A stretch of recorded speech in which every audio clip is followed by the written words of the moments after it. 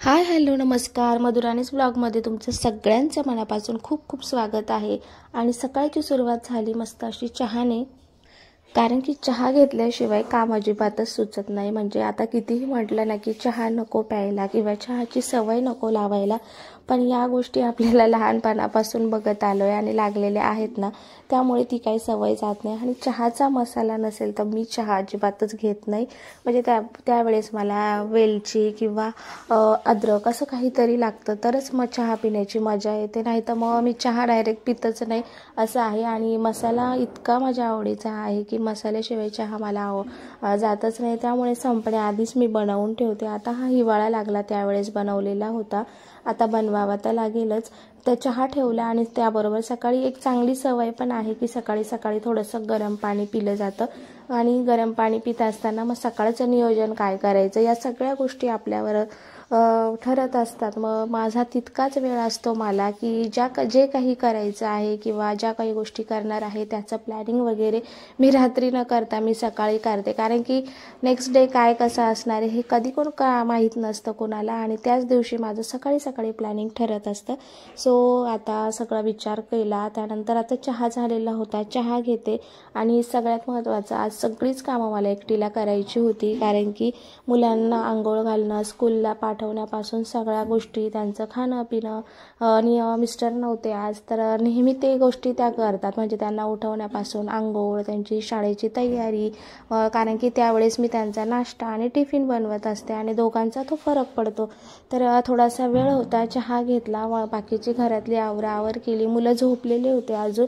मग म्हटलं चला कपड्यांच्या काही घड्या घालणं वगैरे त्या ज्या काही गोष्टी होत्या वरचं ते सगळं आवरून घेतलं आणि त्यानंतर म्हटलं त्यांना नंतर उठवूया।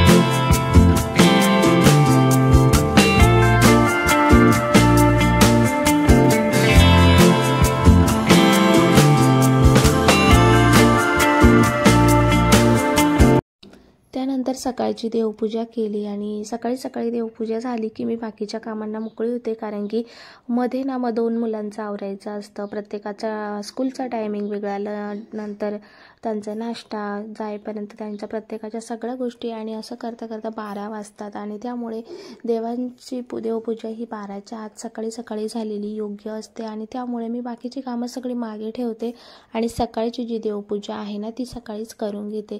सो आता देवपूजा वगैरे झाली तर आरती वगैरे नमस्कार केला आणि मग पुन्हा आपल्या कामांसाठी मी मोकळी।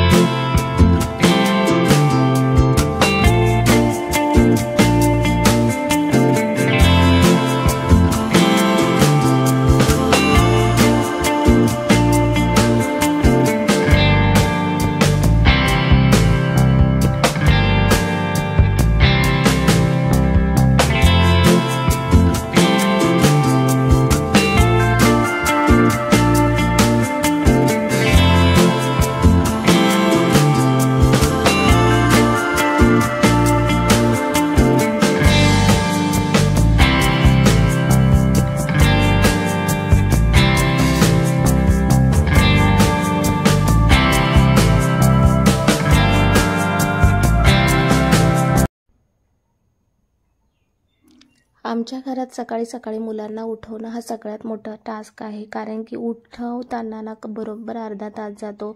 उठले तरी ना त्यांना लोळायला लागतं आणि प्रत्येकाच्या घरात हे होतच असेल, कारण की रात्रीचे लवकर झोपत नाही आणि त्यामुळे मग एकाला दूध एकाला पाणी असं काहीसं द्यावं लागतं. कारण की जसं की अनुला खोकला आहे, तुम्हाला त्याही वेळेस बोलले, आणि मग सध्या त्याचं दूध कमी केलं आहे आम्ही. आणि उठल्या उठल्या गरम पाणी पिल्यानं त्याचा घसा साफ होतो आणि त्यामुळे त्याला जरा आवाजही व्यवस्थित येतो. त्यामुळे रोज आता त्याला सध्या तरी गरम पाणीच आम्ही प्यायला देतो. त्यानंतर शिवांश आता जसाही तो लहानच आहे आणि त्यामुळे त्याला पॅम्पर करणं खूप गरजेचं असतं.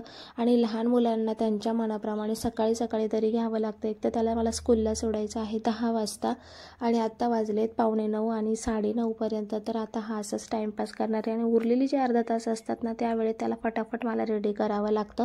पण त्याआधी ना मी त्याचा टिफिन वगैरे सगळं बनवून घेते आणि हे सगळी कामं ना त्याची बाबा करत असतात. त्यामुळे आता असं झालं आहे की सगळंच लोड माझ्यावर आला आहे. म्हणजे टिफिनही करायचा, नाश्ताही बनवायचा, त्याला उठवायचं पण, घराही म्हणजे अंथरूण आहे आता हॉलमध्ये झोपतो त्यामुळे तेही उचलून झाडून वगैरे काढायचे, या सगळ्याच गोष्टी आहे.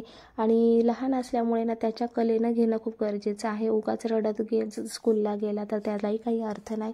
त्यामुळे बाकीची थोडीशी कामं पेंडिंग ठेवली आणि म्हटलं चला आधी आपण त्याचंच सगळं करून घेऊया. आणि तितकेच तो नाटकंही करतो, त्यामुळे तितकंच त्याला हळूवारपणे सगळं त्याच्यासोबत बोलून आणि त्याला ते सगळं करूनच घ्यायचं होतं.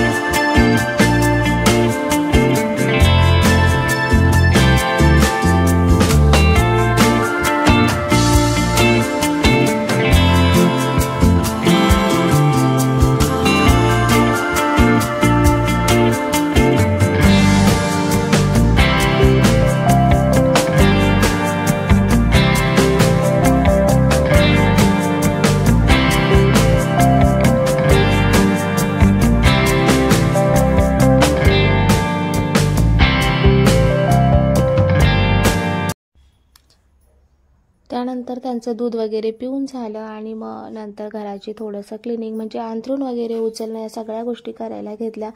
कारण की हॉलमध्ये आहे आणि कधी कोणी येईल सांगता येत नाही, त्यामुळे आपला हॉल नेहमी क्लीन असणं खूप गरजेचं असतं.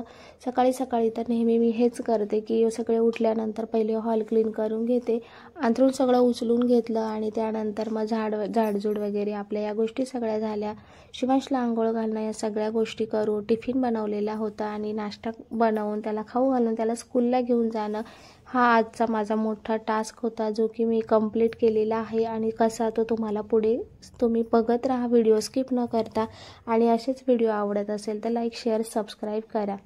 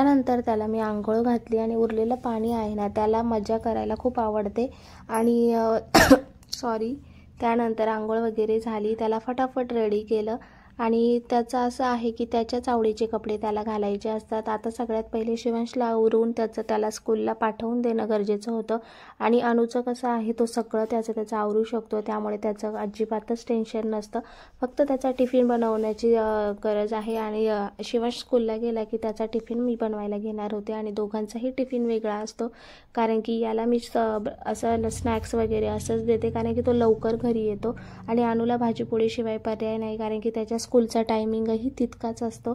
त्यामुळे ना दोघांचंही सगळ्याच गोष्टी वेगवेगळ्या आहे, स्कूलपासून तर टिफिन वगैरे ड्रेस सगळंच आहे।